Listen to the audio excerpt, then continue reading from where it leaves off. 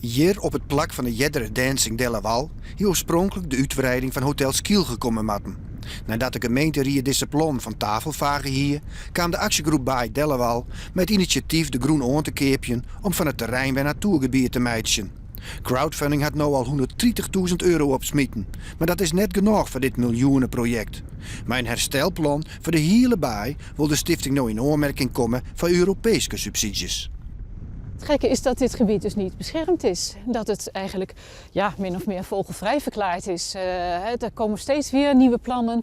En wij willen graag dit gebied als natuurgebied met een natuurlijk aanzicht en een mooi landschap willen bewaren voor de toekomst. En dan wil je dat ik onvredig steeds met de bescherming bij het woord erg goed. Ja, want het is een stukje werelderfgoed en we willen heel graag dat het ook als zodanig gezien wordt en dat het zo beheerd wordt.